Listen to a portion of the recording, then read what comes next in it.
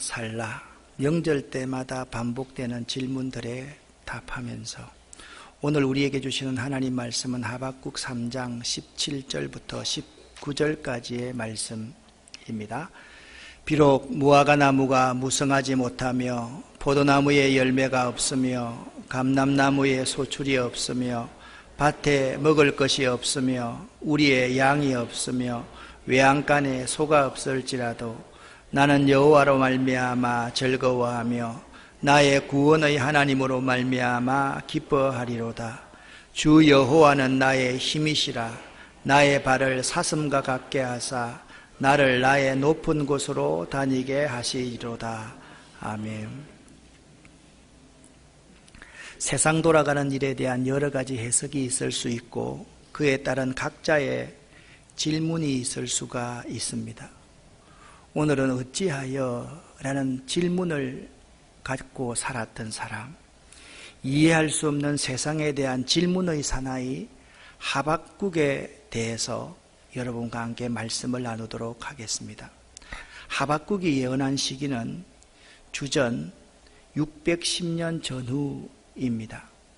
주전 609년에 중요한 사건 하나가 일어나는데 그것은 유다 왕 요시야가 죽는 사건입니다. 글자가 좀 작지만은 요시야는 유다의 16대 왕으로 선왕이고 신앙을 개혁한 위대한 왕이었습니다. 이 왕이 안 죽었다면 참 좋았겠다라는 생각이 들 만큼 이 요시야 왕은 훌륭한 왕이었습니다. 그만큼 요시야는 마지막, 유다가 멸망하기 제일 마지막 가장 선한 왕 가운데 한 명이었습니다.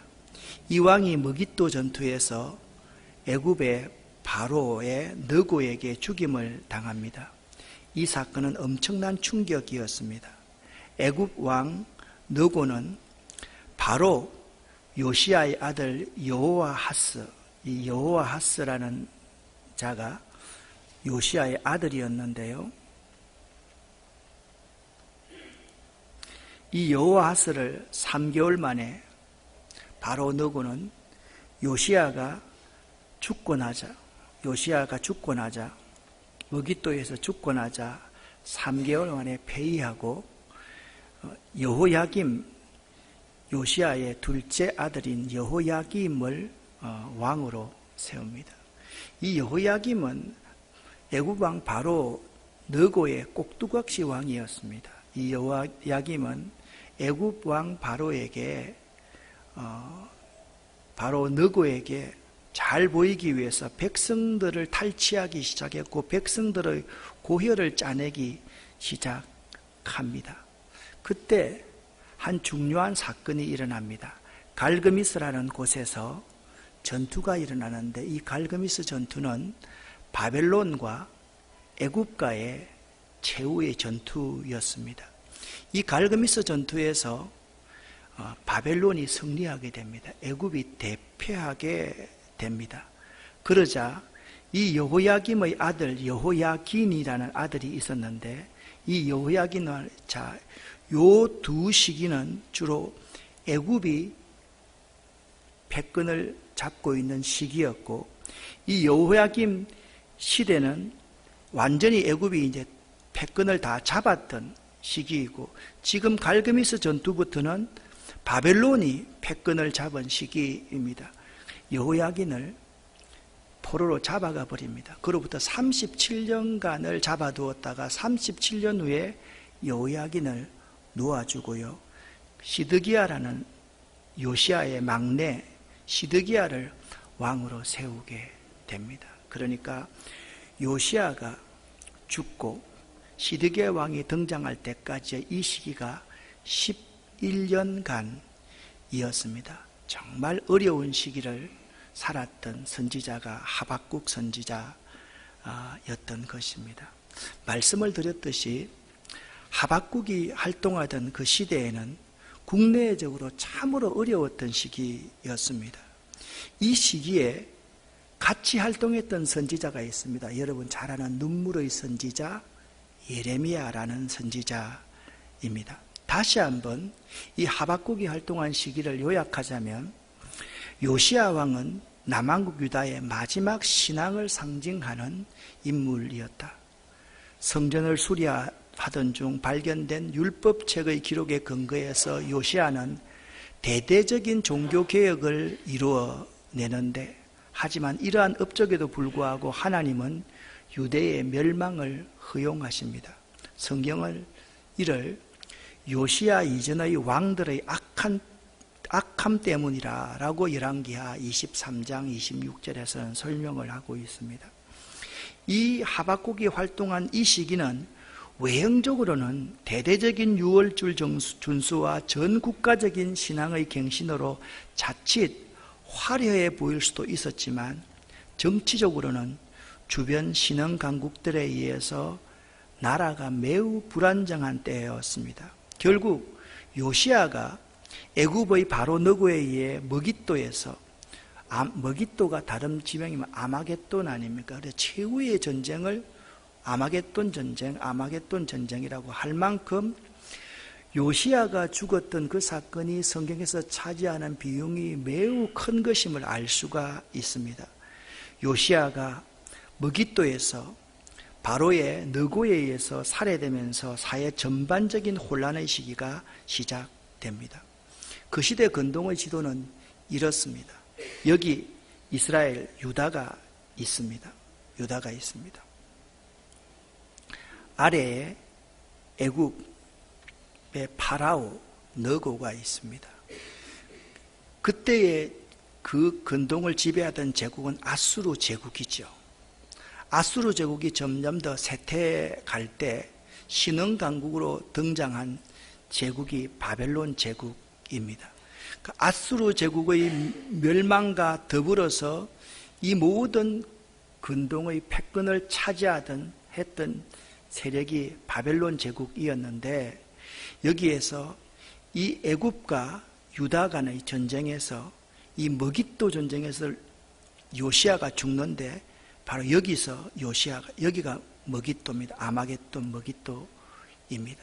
그리고 바벨론과 애굽이 전쟁했던 이 장소가 어디냐 하면 저 위에 있는 갈그미스라는 곳입니다. 이러한 지형을 잘 알아두시면 전체적인 지금 구도가 이해가 됩니다.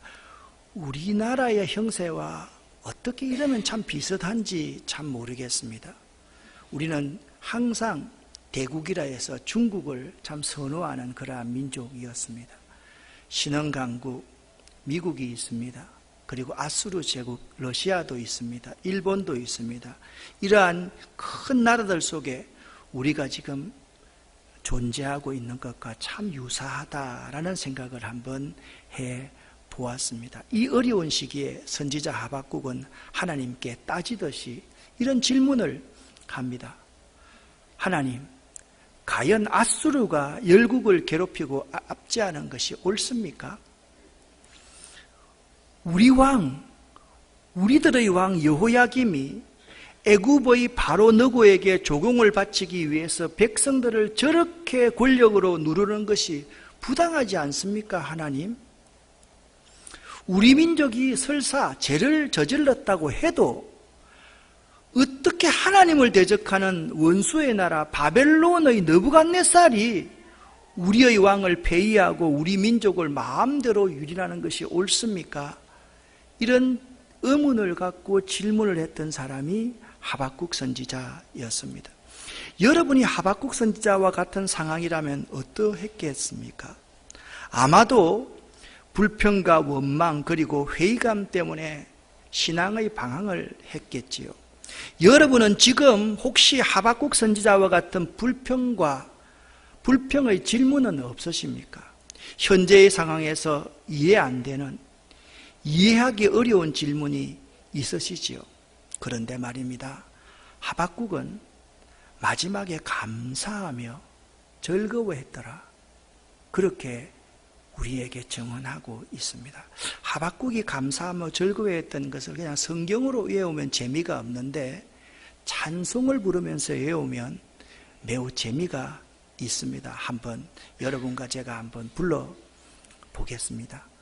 무화과 나무 잎이 마르고 포도 열매가 없으며 감람나무 열매 거치고 논밭에 식물이 없어도 우리의 양떼가 없으며 외양간 송아지 없어도 난 여호와로 즐거워하리 난 여호와로 즐거워하리 난 구원의 하나님을 인해 기뻐하리라. 무화과 나무 잎이 마르고 포도 열매가 없으며 감람나무 열매 거치고 논밭에 식물이 없어도 우리의 양떼가 없으며 외양간 송아지 없어도 난 여호와로 즐거워하리 난 여호와로 즐거워하리 난 구원의 하나님을 인해 기뻐하리라. 난 여호와로 즐거워하리 난 여호와로 즐거워하리 난 구원의 하나님을 인해 기뻐하리라. 성경에는 수많은 의문을 가진 사람들의 기록이 있습니다. 하박국과 거의 동시대 예언자 예레미야가 그러한 의문을 가졌던 사람입니다. 예레미야서 12장을 함께 읽겠습니다. 내가 주께 질문하옵나니 악한 자의 길이 형통하며 반역한 자가 다 평안함은 무슨 까닭이니까. 아멘. 성경에 또 다른 한 사람의 의문을 가진 사람이 있었습니다.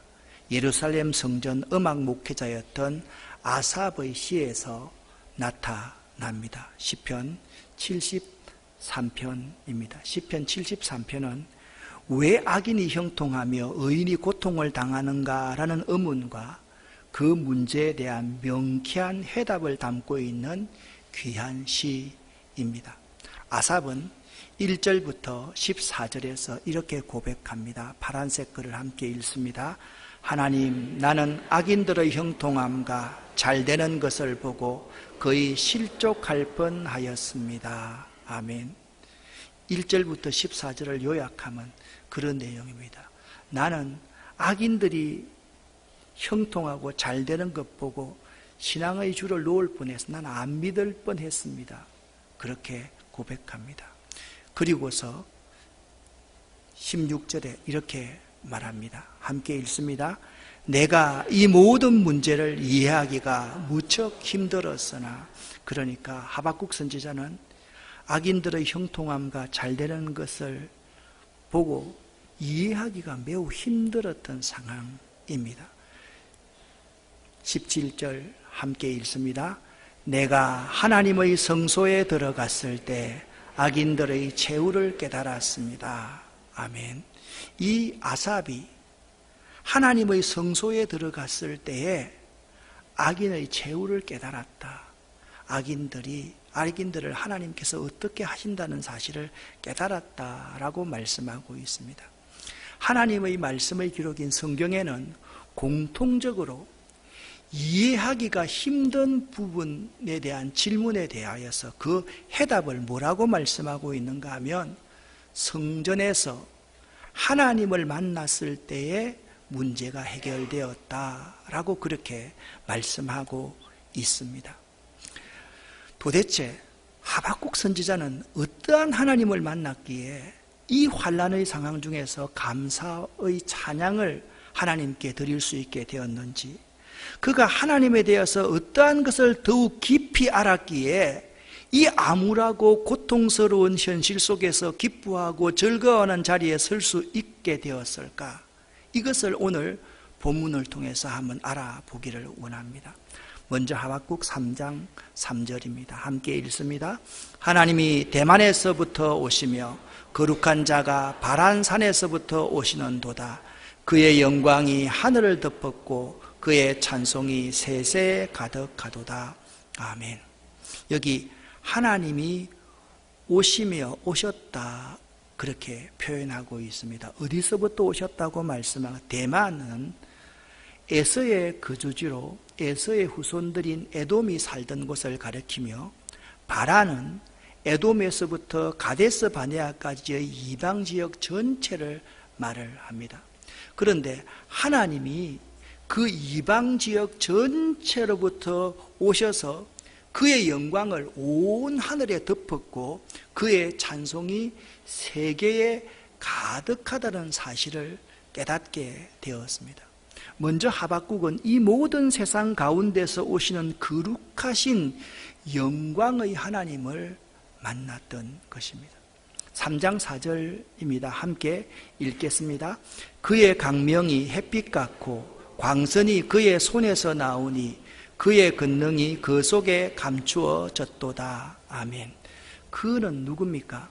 하나님을 의미합니다. 여호와 하나님을 의미합니다. 그러니까 하나님의 빛이 하나님의 손에서 나오니 하나님의 권능이 하나님 속에 감추어져 있다. 그렇게 말씀하고 있습니다. 여기 그의 권능이 그 속에 감추어졌다라는 이 표현은 구주께서 나타나실 때 그분이 당한 치욕의 징표가 뭐였습니까?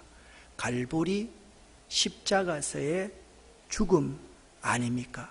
그 갈보리의 상처처럼 치욕의 징표 속에 권능이 감춰져 있는 거예요.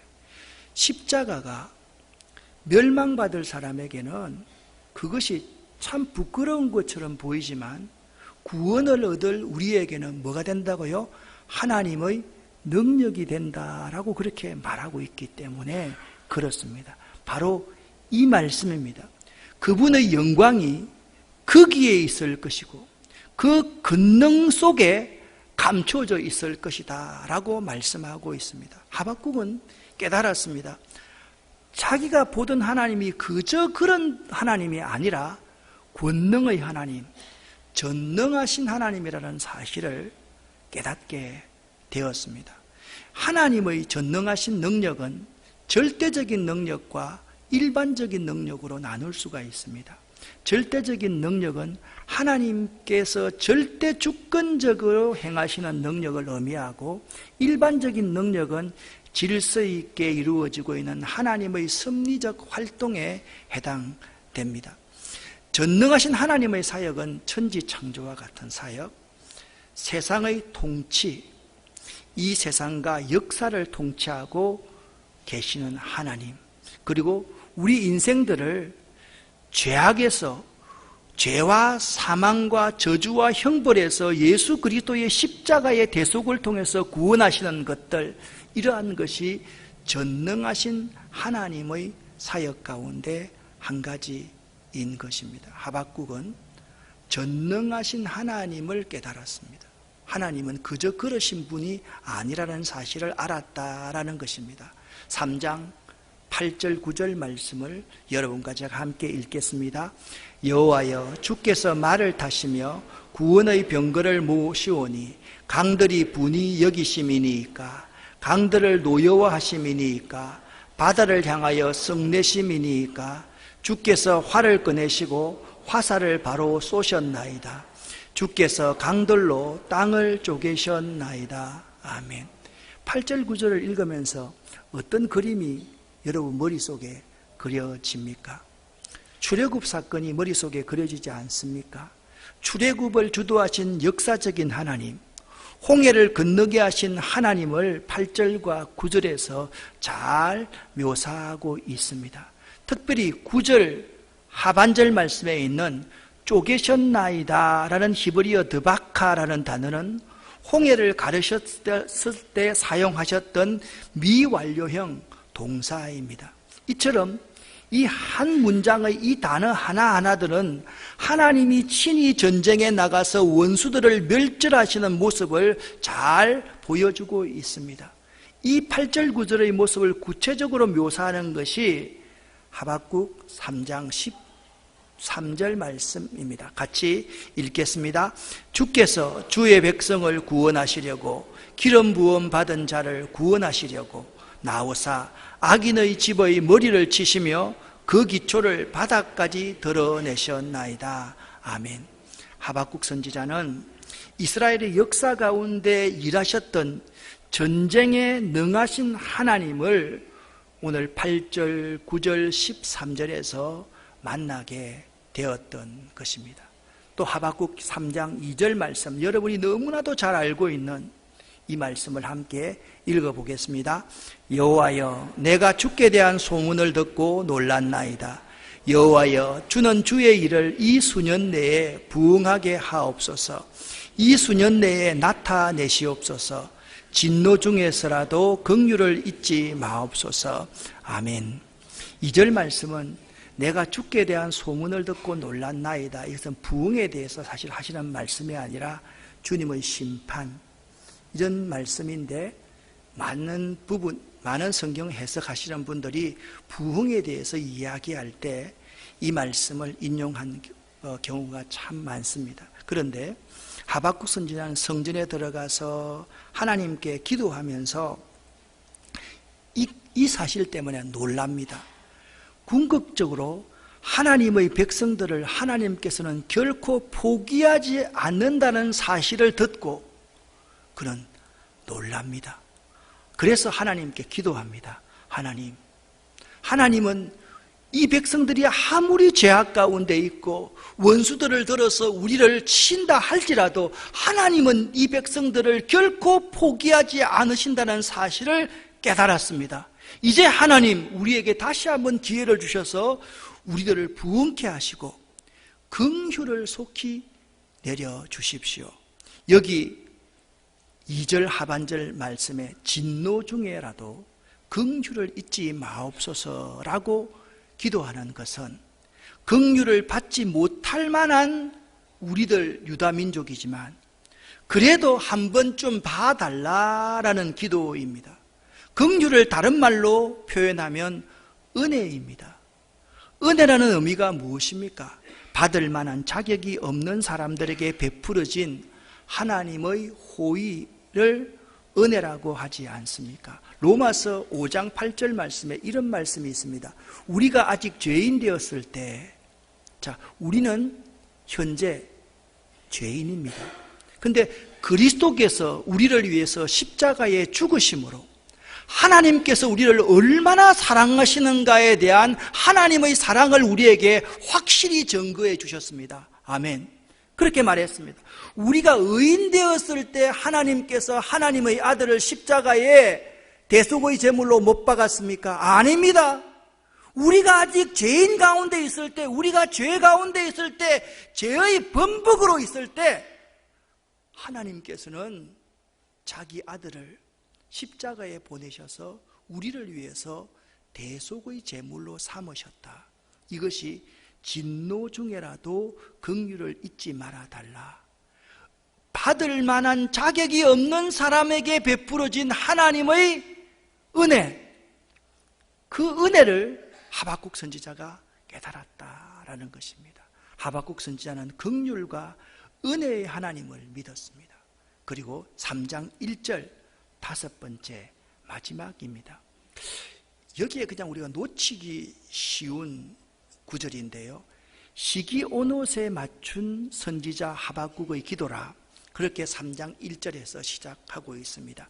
이게 시기온옷은 노래의 좀 빠른 박자를 말합니다. 이 박자는 즐거운 일을 표현하기 위한 템포의 노래입니다. 그런데 지금 유다의 현실은 슬픈 이야기요, 통곡해야 할 느린 곡의 노래여야만 하는데 왜 하박국 선지자는 시기온옷에 맞춘 노래로서 기도하고 있는 것일까요? 왜 선지자 하박국은요, 현실의 불행보다 장차 이루실 하나님의 희망에 그 초점을 맞춘 믿음이 있었던 까닭입니다. 사랑하는 여러분, 여러분의 현실이 힘들고 어렵습니까? 여러분의 현실이 힘들고 어려울 때 하박국의 믿음을 가지시기를 예수 이름으로 간절히 부탁을 드립니다. 무엇입니까? 하나님의 희망에 그 초점을 맞춘 믿음. 이것이 하박국의 믿음이었습니다. 혹시나 여러분 아즈위라는 단어를 들어보셨습니까? 아즈위, 희망이라는 말입니다. 지금부터 여러분과 함께 아즈위를 설명을 드리겠습니다. 1946년 차별 없는 평등한 사회, 정의로운 사회를 외치다 종신형을 선고받고 절해의 고도 루벤섬 감옥으로 투옥된 사람이 있었습니다. 그분은 이렇게 회고합니다. 감옥은 다리 뻗고 제대로 누울 수조차 없을 정도로 좁았다. 변기로 찌그러진 양동이 하나를 간방 구석에 던져 넣어 주었다. 면회와 편지는 6개월에 한 번 정도만 허락되었다. 간수들은 걸핏하면 그를 끌어다가 고문하고 짓밟고 폭력을 가했다. 이미 사람으로서의 품격과 지위는 상실되었고 견딜 수 없는 모욕과 고통은 말로 표현할 수가 없었다. 그가 감옥에 끌려간 후 그의 아내와 자녀들은 살던 집을 다 빼앗기고 흑인들이 모여 사는 변두리 땅으로 쫓겨갔다. 감옥살이 4년 되던 어느 해 어머니가 돌아가셨다. 이듬해 큰아들이 교통사고로 세상을 떠났다는 소식을 들었지만 장례식도 참석할 수가 없었다. 세월이 흘러 감옥살이 14년 되던 해에 큰딸이 결혼을 해서 아기를 데리고 할아버지께 면회를 왔다. 그리고 큰딸이 이렇게 말했다. 아버지, 이 아기의 이름을 지어주세요. 아버지는 말없이 떼국물로 찌들어 있는 윗주머니에서 꼬깃꼬깃 구겨진 종이 조각 하나를 꺼내어 딸에게 건네주었다. 딸은 그 종이 조각에 쓰여진 글자를 보는 순간 눈물을 왈칵 쏟기 시작했다. 글자는 이렇게 쓰여져 있었다. 아즈위, 희망. 아즈위, 희망. 그는 그 이후로 온갖 치욕을 다 당하면서 13년간 옥살이를 더하고 나서야 마침내 풀려나게 되었다. 1964년부터 1990년까지 무려 27년간이나 감옥살이를 했다. 44세에 억울한 감옥살이를 시작해서 71에 풀려났던 것이다. 그가 남아공 흑색 분리 정책을 철폐하고 남아공 최초의 흑인 대통령으로 당선된 만델라였다. 그가 정말 위대한 것은 대통령이 당선되어서 자기를 박해하고 고통과 지옥을 주었던 정적들을 다 용서하고 사랑하는 인간의 고고한 삶의 방식을 보여주었다. 그가 세상을 떠났을 때 세계 언론은 이를 가리켜 인간의 품격을 한 단계 올려놓은 사람이라고 존경을 드렸다. 이가 바로 넬슨 만델라이다. 그 오랜 세월 어떻게 절망의 세월을 견뎌낼 수 있었을까? 그는 이렇게 대답하였다. 함께 읽겠습니다. 나는 위대한 변화가 반드시 일어나지 않은 아즈위를 한순간도 포기한 적이 없습니다. 사람이 죽는 것은 힘이 들어서가 아니라 희망이 보이지 않기 때문입니다. 아즈위.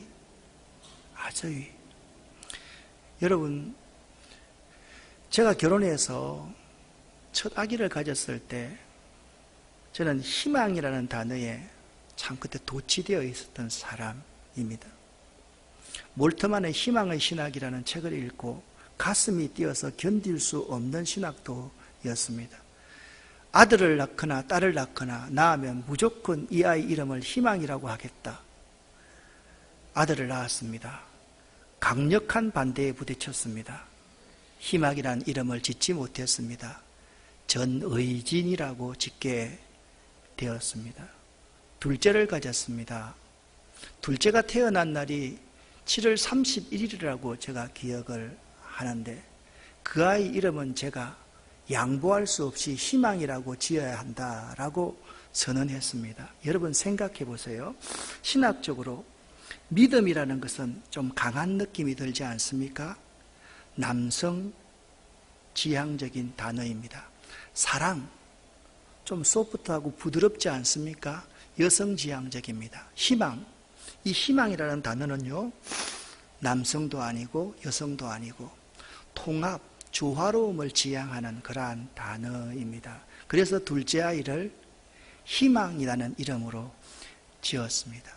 넬슨 만델라의 아즈이, 이 희망의 믿음이 참 우리에게 필요합니다. 원수지라도 품을 수 있고 화해할 수 있는 그러한 정신, 그런 정신들이 우리 지도자들, 우리 그리스도인들에게 매우 필요한 시대다라고 생각을 합니다. 정치인들이 자기들이 임명하고 자기들끼리 싸워서 온 국민들을 다 나누어 놓습니다. 여기에 무슨 희망이 있습니까? 희망을 제시하는 믿음의 정치인이 참 필요한 시대다라는 생각을 해보게 됩니다. 하박국 선지자에게는 현실의 불행보다 장차 이루실 하나님의 희망의 믿음이 있었습니다. 하박국 선지자의 진정한 믿음을 볼 수 있는 성경 구절이 하박국 3장 17절 18절이 아니라 저는 16절이라고 생각합니다. 16절을 쉬운 번역으로 상반절 부분만 한번 읽어 보겠습니다. 이 모든 것을 들으니 내 몸이 떨립니다. 그 소리를 들으니 내 입술이 떨립니다. 내 뼈에 힘이 빠지고 다리가 후들거립니다. 아멘. 지금 하박국의 현실 상황은 어떤 상황이었습니까? 몸이 떨립니다. 입술이 부르르 떨립니다. 뼈에 힘이 빠질 상황입니다. 다리가 후들거리는 상황입니다. 이 상황에서 일반적인 사람으로 보면 좌절하고 절망하고 있지 않겠습니까? 불평만 하고 있지 않겠습니까? 그런데 하박국은 그렇게 하지 않았습니다. 자, 같이 읽겠습니다. 그러나 나는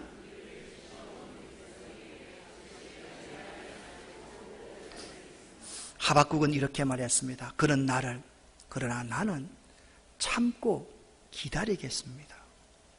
그 현실의 힘든 상황 가운데서 하박국은 희망을 보면서 참고 기다리겠다.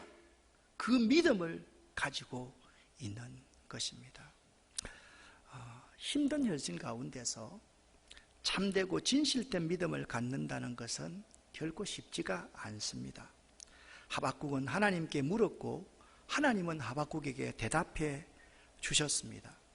현실의 어려운 상황들을 보면서 하박국은 계속해서 하나님께 질문합니다. 그런데 하박국을 성전으로 인도하셨고 하박국은 성전에서 하나님을 만났으며 하나님은 하박국에게 해결책을 주셨습니다. 이런 해결책을 주셨습니다. 3장 17절 말씀을 함께 읽겠습니다. 비록 무화과 나무가 무성하지 못하며 포도나무에 열매가 없으며 감람나무에 소출이 없으며 밭에 먹을 것이 없으며 우리의 양이 없으며 외양간에 소가 없을지라도. 아멘. 여기서 가장 중요한 단어 하나를 들어라 하면 저는 이것이라고 말씀드리고 싶다. 비록이라는 단어입니다.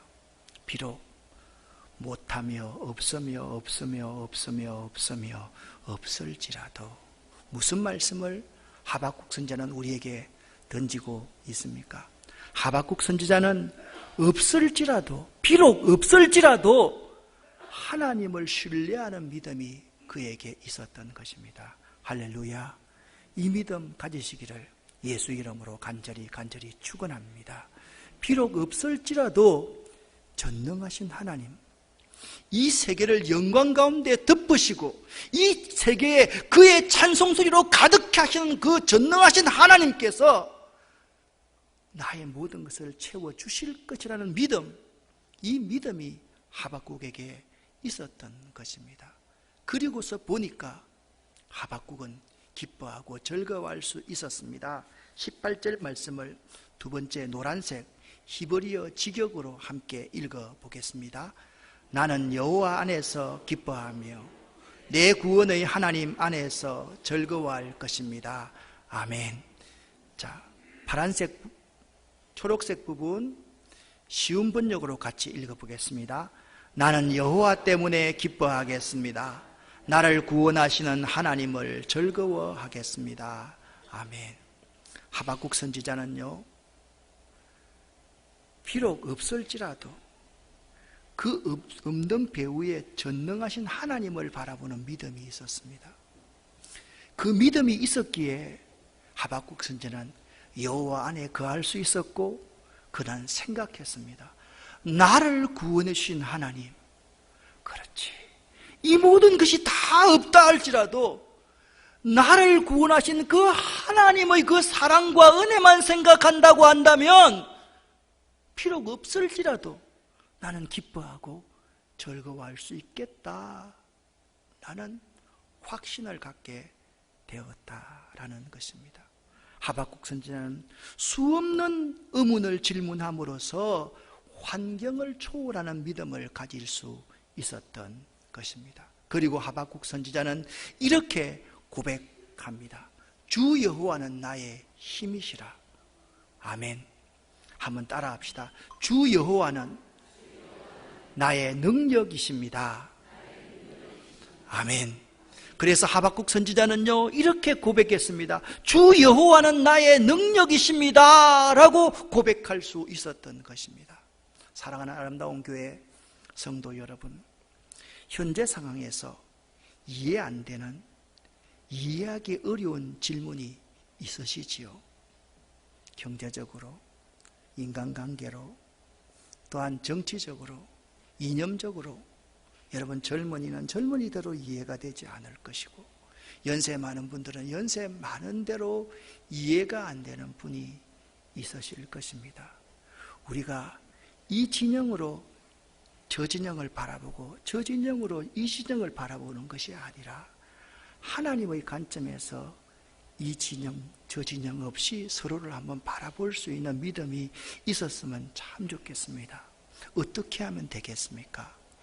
성전에서 하나님을 만나야 됩니다. 성전에서 하나님을 만나야만 합니다. 이것이 해결책입니다. 성전에서 하나님을 만나면 믿음 가운데서 하나님의 섭리와 계획을 깨달아 알 수가 있습니다. 그래서 하나님의 섭리와 계획을 받아들여야만 합니다. 하나님의 섭리와 계획을 받아들이는 삶, 그 삶이 무엇이냐? 하나님으로 말미암아 사는 삶입니다. 여러분의 현실 속에 하나님이 주시는 도전의 메시지입니다. 이 제목을 다시 한번 읽어보겠습니다. 하나님으로 말미암아 사는 삶. 기도하겠습니다. 살아계신 아버지 하나님, 우리에게 여러 가지 의문들, 질문들이 있습니다. 하나님으로 말미암아 사는 삶, 살 수 있는 저희들 되기를 원합니다. 성전에서 하나님을 만나기를 원합니다. 하나님을 만나지 않고는 아무도 이 불합리한 세상, 불공평한 세상, 이해 안 되는 세상을 이해할 수가 없습니다. 하나님의 신비한 그 계시, 그 말씀, 하나님 안에서 이 세상을 바라볼 수 있는 믿음의 귀한 눈을 저희에게 허락하여 주시옵소서. 예수 그리스도 이름으로 축복하옵고 간절히 기도 올립니다. 아멘.